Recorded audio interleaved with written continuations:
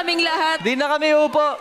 Grabe. Congratulations first of all kasi na 4 chair turn ka. Pero yung what's unbelievable sa ginawa mo kasi is you have so much soul. You have so much. Ang lalim ng emosyon ng pinaghugutan mo. Ang layo na ng skills niya sa mga ibang mga narinig ko mga bata. Ikaw ba sumasali sa mga ibang competitions before? Lagi po ang nagko-contest po. Noong 2023 po, sumali po ako sa competition. Ako po yung nag-grand champion po noon. At sobrang laking tulong po noon kasi natulungan ko po yung lola ko dahil may sakit po siya. Napa-opera ko po siya. Mahal na mahal ko po talaga si Lola. Siya po yung laging sumusuporta din po sa akin. Lagi niya po akong pinagmamalaki. And yung dati po naming tindahan po, ngayon po naging cafe na po namin. Nung opening po, sinurprise na lang rin po ako nila mama na Misha's Cafe po yung pangalan. Ano ba yung para sa'yo ang The Voice Kids? Gaano kahalaga sumali dito? Gusto ko po kasi talagang sumali dito para po maging inspirasyon po sa mga kabataan po. You got it. Yeah. Nasa iyo talaga. Nasa iyo yung perfect timbre, perfect vocal to perform a song like this. So, good job, honey. Thank you po, Kuya Pogi. Ako, parang alam ko na kung sino pipili. Parang alam ko na kung sino pipiliin na itong batang to. Pero alam mo kasi, bihira yung kumakanta ng ganitong mga songs eh. Croon. Tsaka, yeah. Croon.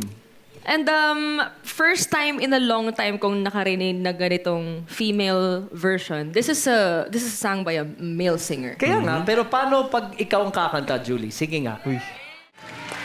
Galing. Kinantahan ka.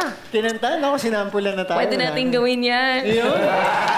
Pwede natin gawin yan. Bakit ko ba pinakanta pa si Julie? Ewan ko sa'yo kasi. Kasi Kuya Billy. Ang gusto ko lang i-appreciate ulit is yung sabi mo kanina na yung ginawa mo sa napanalunan mo before is pinagamot mo yung lola mo. Kasi I think yung pagka-pure ng heart mo na yun yung wag mong wawalain no matter how far you go dito sa competition na to and sa career mo. Kasi sobrang rare ng puso mo na yun. So, sobrang grabe. Thank you po!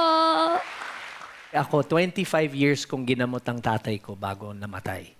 Lahat ng sakit yatang posibleng na kuha ng isang tao ay nakuha ng daddy ko at one point.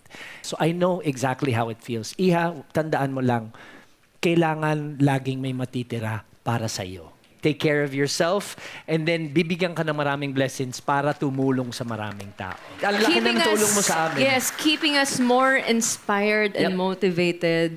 Good luck. Congratulations. Who will you choose? Sino ang pipiliin mong coach? Ang pipiliin ko pong coach ay si Miro. Sundan mo lang puso mo, girl. Follow your heart. Follow your heart.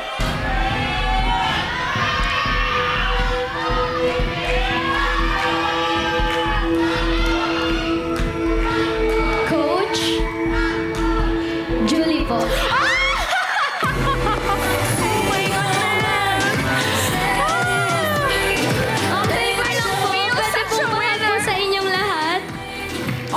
Guys, pa-hug daw.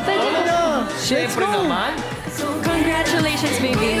Oh, you're so beautiful. Sige, hug mo na kita. Group hug. Congratulations.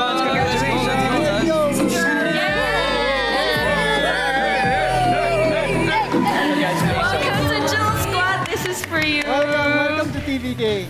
See you soon. Congrats, Jules. Oh my goodness. I am so lucky. 4-chair turn. Oh my God.